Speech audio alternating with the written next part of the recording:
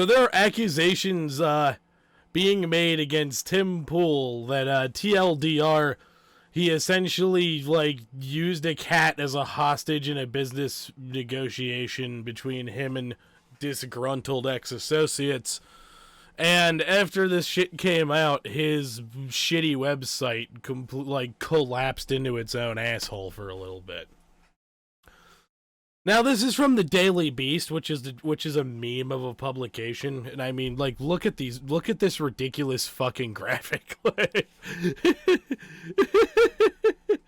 Like, this is so weird. A kitty, the bald douchebag Tim Pool, this fucking animated light. Yeah, like, if this is true, I feel bad for that poor cat. Imagine being a cat being held hostage by Tim fucking Pool. Literally just being an object of a target of the man's projection of his insecurity about being bald as fuck when he's not that old yet. So let's go through this little beanied doofus fool. I fucking love it. All is not well in the burgeoning media empire of YouTube political contenter Tim Pool. Amid an acrimonious falling out over who controls the future of a digital news site that Pool helped launch, the YouTube star is facing accusations from former partners that he used a cat named Betsy as a hostage in business negotiations, only handing the pet over after the police were called. Well, I'd say that's getting off to a pretty fucking weird start right there. I always thought Tim Pool was a fuck, but, you know.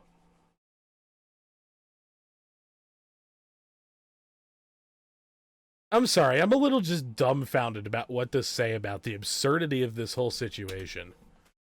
Emily Molly, Betsy's owner and a former Tim Pool business partner, said he was trying to use my cat as leverage. Pool, however, is coming out to defend himself, being like, I never had custody of the cat, whose return to Molly was eventually arranged through an animal shelter and a Maryland sheriff's lieutenant. Wow. When he's not facing the cat-related accusations, Pool is living the life of a YouTube star, which pisses me off because he's a fucking asshole. His videos, which are based on Pool's background as a liberal reporter, bro. Liberal. Yeah, I'm a classical liberal, man. I'm just a disaffected liberal. And now I fucking worship Donald Trump. His videos based on Pool's background as a liberal reporter who became a Trump voter after feeling, I know he was at Occupy Wall Street and shit, and that's how he originally got famous. But yeah, his videos of he is this liberal reporter who became a Trumpist after feeling alienated from the modern left, and his videos have amassed more than 1.1 billion cumulative views. Because, you know, he tends to appeal to people who don't really have any critical thinking skills, and then they go watch it en masse and think he's the gospel of truth. He has this $1 million mansion in the Maryland woods, complete with a podcast studio, blah, blah, blah.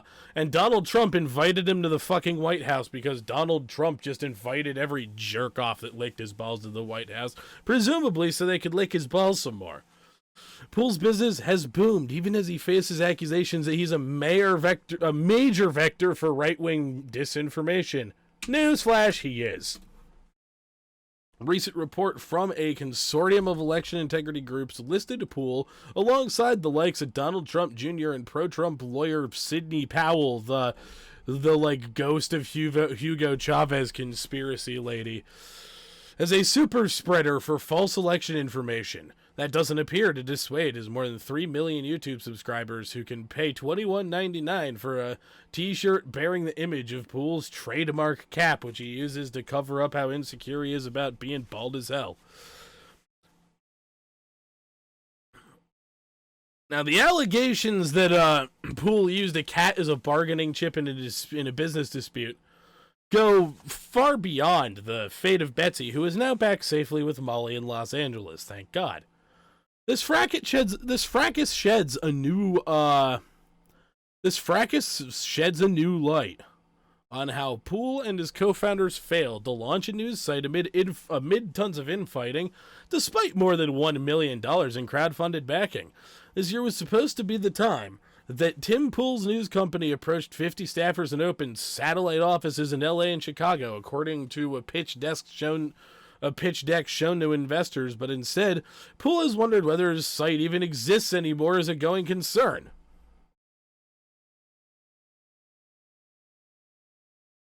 In 2019, Poole, Molly, and a third co-founder launched Subverse, which is a news site and YouTube channel and footage service, and it raised more than $1 million on this crowdfunding platform called WeFunder, weird, with a buzzword-heavy pitch that promised to create a decentralized news network, boosted by Poole's massive social media following and background reporting on protest movements like Occupy Wall Street. Molly was Subverse's chief content officer, where she was billed as the queen of content. May of 2020, Poole brought in Rocco Castoro, a former vice editor-in-chief who once journeyed to Guatemala to meet with that cybersecurity douchebag John McAfee, who was like on the fucking run there and hanging out in Guatemala because he was on the fucking lam. Yeah, he met with that guy to run the site's editorial and business operations. Subverse eventually changed its name to SCNR, which is pronounced scanner, for a multitude of reasons. You can't really compete with a porn game also called Subverse. That's going to get way too many people attracted to your website who are going to be bitterly disappointed. Then, Castro and Molly imbued Scanner with the trash-talking pirate ethos of early Vice. In a November update to Scanner's backers, the pair promised to yank what you thought you knew straight out of your nose, like Tutankhamun's brain. Wow, that's a fucking gory metaphor. Or simile, actually. They told backers unhappy with the lack of new YouTube videos that YouTube sucks a fat one, and advised them to not complain directly through the crowdfunding site like a ding-dong. Real nice. Boy, I would have loved to be a fucking crowdfunding investor of this. Not. In response to questions about why Poole appeared to have a diminished role in the site, Castro and Molly told Poole's fans to email their glorious leader. Say a little prayer. Maybe he'll see it. Wow, this all just sounds like a big fucking pissing contest. She traveled to blah, blah, blah. Molly put her cat in the care of Ian Crossland, one of the co-hosts of Poole's. Is Ian Crossland that weird fucking Moon Lord dude with the long hair who looks like he fucking smokes so much weed that he has lost all capability of critical thinking? Hence why he has a tendency to spew some incredibly stupid shit.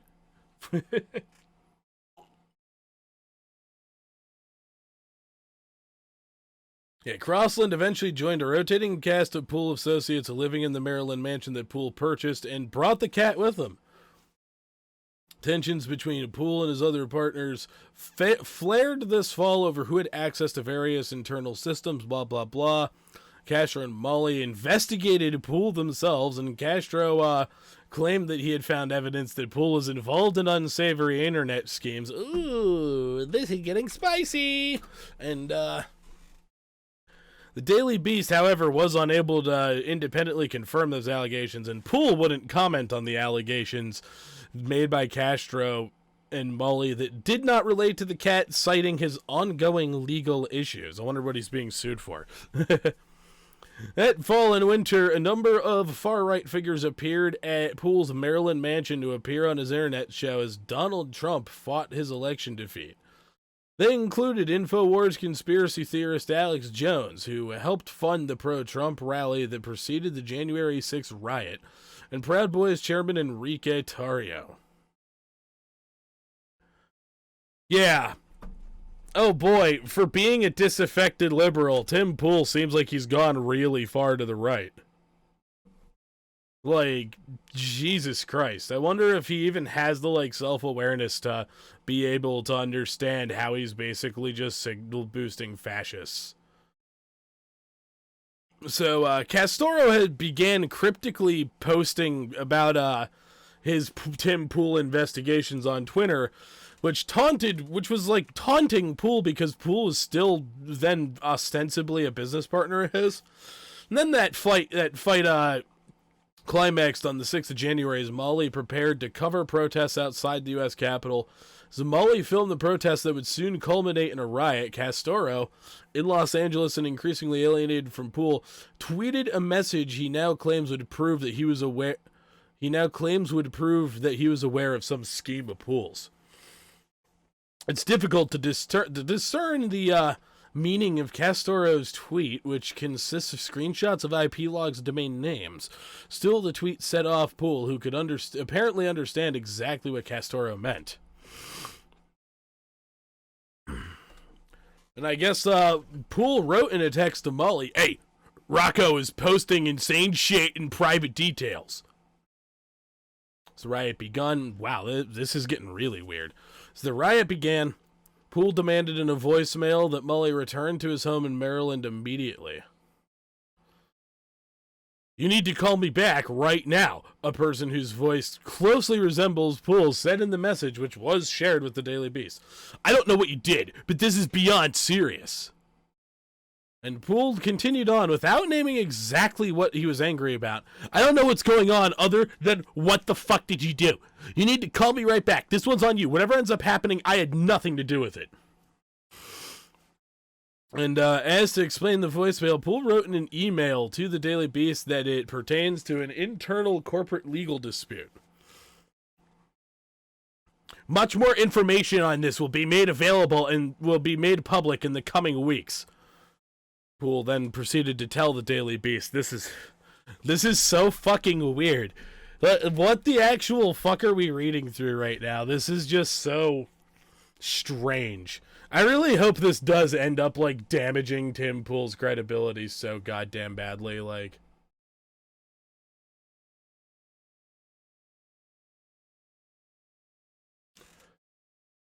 This is so fucking absurd.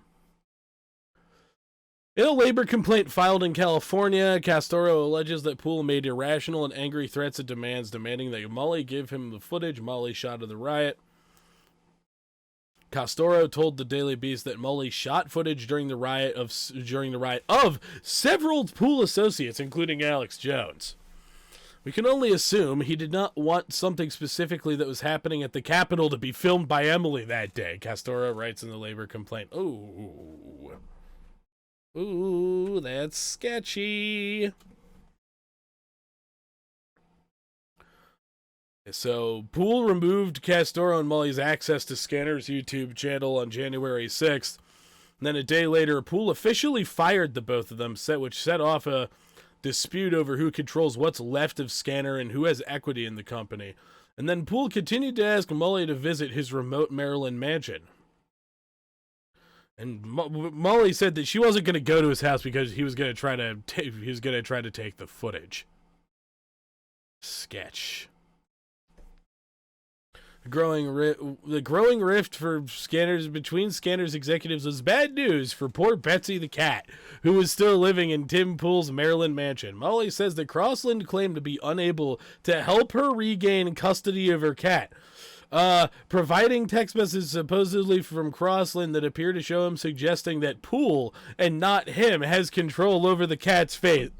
Yo, if this is fucking true, you don't fucking do that. You don't dick around with somebody's fucking cat over your goddamn business or a political dispute or something. Holy fucking shit. This is just getting so fucking wild.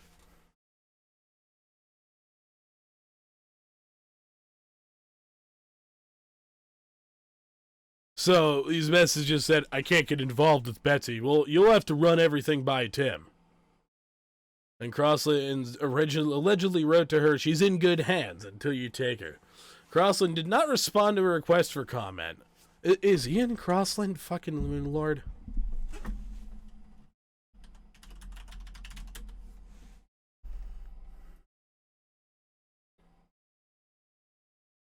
Yeah, Ian Crossland is that jackweed fucking Moon Lord who's just like... This guy looks like a failed Abercrombie and Fitch model who, like, ended up just huffing gasoline and smoking weed for fun all day. And don't get me wrong, I fucking love smoking weed, but, yeah, just the stoner stereotype fits that dude way too closely. Hey, how you doing, dude?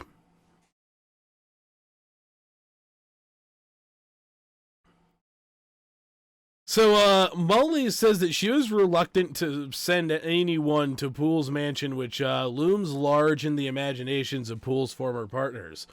In a recording of a 2020 meeting obtained by the Daily Beast, Poole discusses owning multiple guns and abandoning urban life after living in New York City and deciding that he was getting the fuck out of cities after sensing the potential for an unspecified escalation.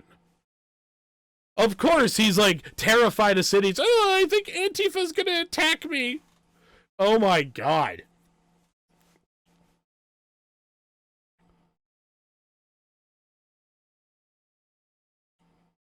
This is so hilarious. And, of course, Tim Poole denies it. I live in the D.C. area, the political hotspot, and I'm not worried about Antifa.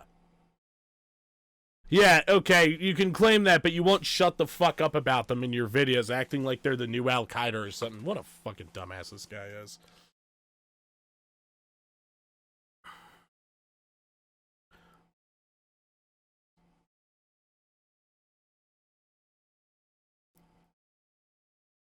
So I guess this is a quote from some email that Tim Poole's lawyer wrote to Molly and Castoro. I've been saying it Castro wrong a bunch of times. I apologize. To the extent that your question involves a cat or a pet, I can affirmatively set forth that I am not representing anyone regarding a cat or a pet. This is surreal as fuck.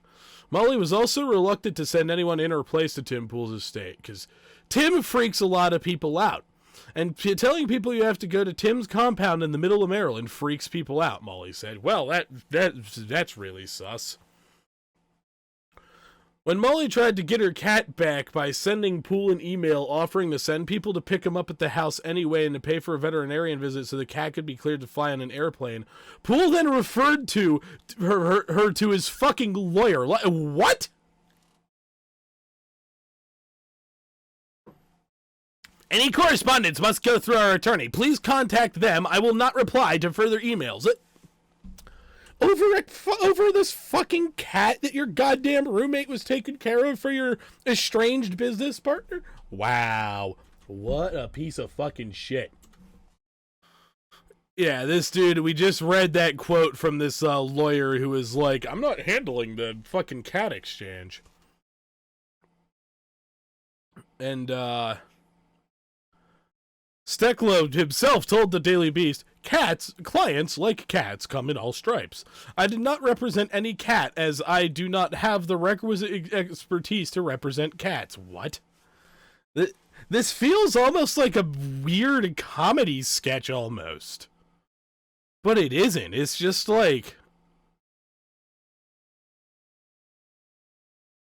It's just like right-wing media circle jerk people fucking being weird as fuck. Molly eventually called the, Yes! Yes, punished me. This is straight up out of, like, something you would hear on talk radio stations in Grand Theft Auto. And not even one of the new ones either, like the oldest ones when the advertisements on the radio stations would be like some dude be like, garbage! This is so strange. Did I like suffer a severe head injury and I'm like actually in a coma and experiencing this as a fucking dream? Vote yes on legalizing medical cocaine. Hey, actually, you know what's wrong with that? medical cocaine is legal. That's the one thing that Grand Theft Auto gets wrong about reality there. I'm being serious, too. Maybe some states have a prohibition on it.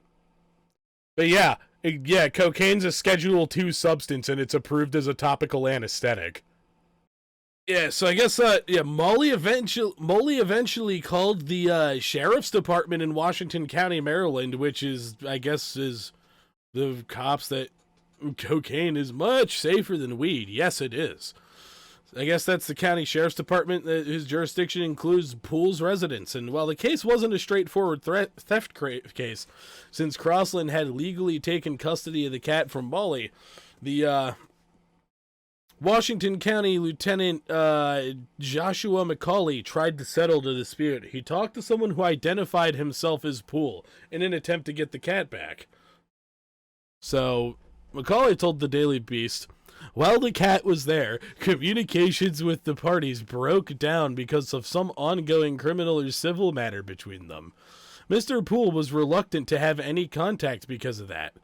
So he stated that he really wanted to give the cat back. He didn't want the cat, but he didn't really know how to do it without having contact. What kind of pitiful excuse is that? The person had contact with you and you just referred them to your fucking lawyer. It's just that simple. Like, arrange to give them the fucking cat back. What the actual... This is so fucking weird and surreal to be reading through.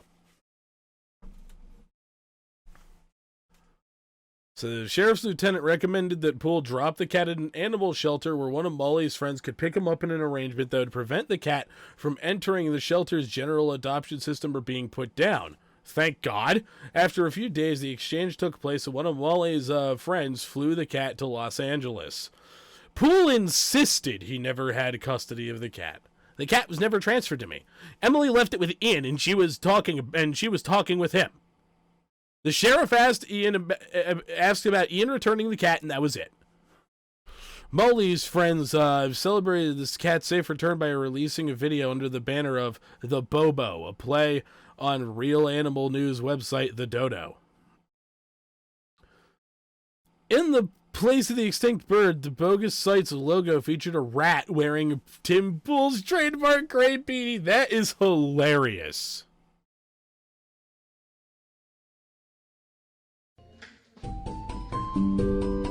Betsy was being held against her mom's will. Her return was being used as leverage in a business dispute. After multiple attempts, Betsy's mom had to call the sheriff's office. And Jesus Christ.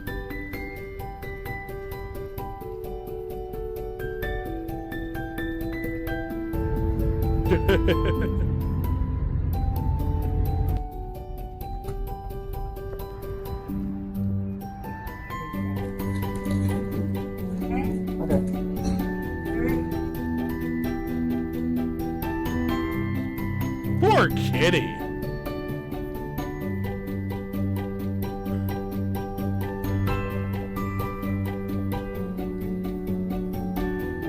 That poor kitty.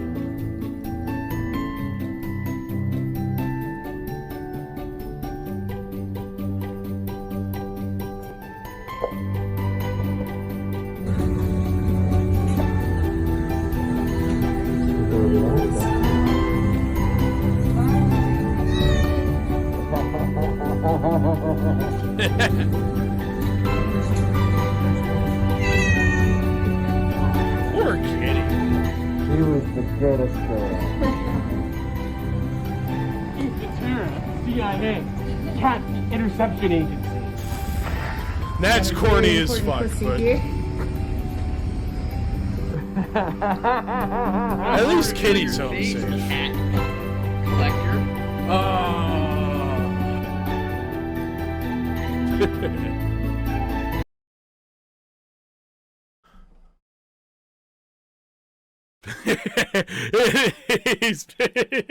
Oh, God. Yeah, so I guess for the time being, the cat saga is over. But yeah, there we have it. Tim Pool, a prematurely bald, insecure dickhead who runs a right-wing bullshit media site, seems to have at least some connection to this woman's cat being kept away from her against her fucking will. Thank you very much for watching. If you enjoyed what you just saw, make sure you hit that subscribe button, hit the like button, and hit the bell as well. I get notifications whenever I upload things. If you like live broadcasts, come on over to my Twitch channel, and if you really like what you see, then go on over to my Patreon and become a patron. Both of those links are in the description below, and I wish you a wonderful, wonderful day. Fuck. I can't speak right now. God damn it.